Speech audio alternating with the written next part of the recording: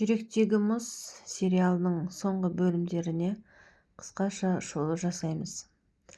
Тахсин мен Сумра екеуі үйленеді. Некеде куәгер ретінде Мелек пен Эсма болады. Неке куәлігіне екеуі қол қояды. Тахсин де Сумру да өте бақытты.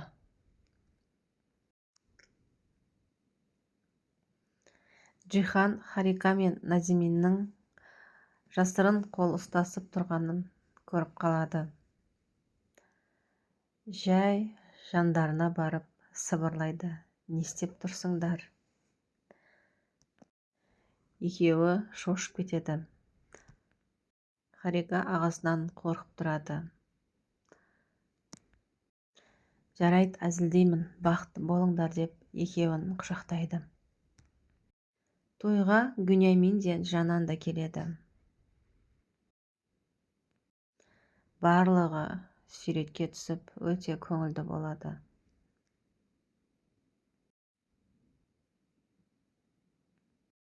Бір сәтте Мелектің іші ауыра бастайды.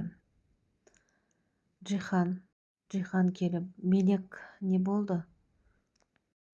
Мелек: ішім ауырып жатыр, толғақ па білмеймін. Ауруханаға барайықшы дейді. Мелектің қасына Джихан кіреді. Мелек қатты қиналып жатады. Мелек, шыда жаным, шамалы шыда. Толғақ деген осындай болатын беді деп Джихан Мелекке қатты жан ашиды. Әне Мелек, қызымыз дүниеге келді дейді. Мелек қуанғанынан жылап жібереді. Джихан: қызымыз дүниеге келді, әлі де сен алар емеспін деп екеуі қуаныштан жылайды. Мелекті палатаға шығарады. Джихан, Мелек, қызы үшеуі суретке фотоға түсіп алады. Мелекті құттықтауға барлық туған туысқандары келеді. Гүнямин мен Жанан Мелектің қызына алтын береді. Барлығы Мелекті құттықтап жатады. Бірақ Мелек көңілсіздеу болады. Джихан Мелектен сұрайды: Мелек, барлығы дұрыс па? Не болды деп.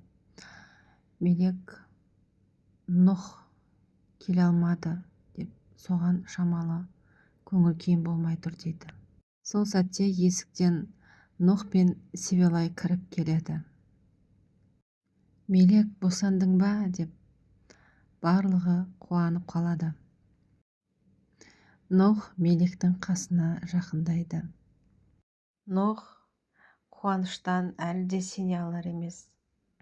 Севилай да Мелекті құттықтап жатыр. Нұх, неткен кіп-кішкентай, өте әдемі, өте сүйкімді деп жақсы көріп тұрады. Мелек, құттықтаймын сені деп құшақтайды.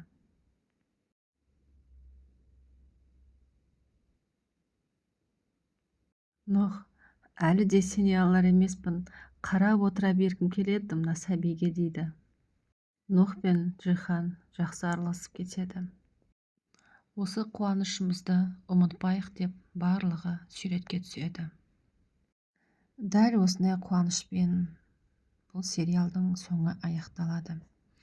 Барлығы өте қуанышты, көңілді, бақытты болады.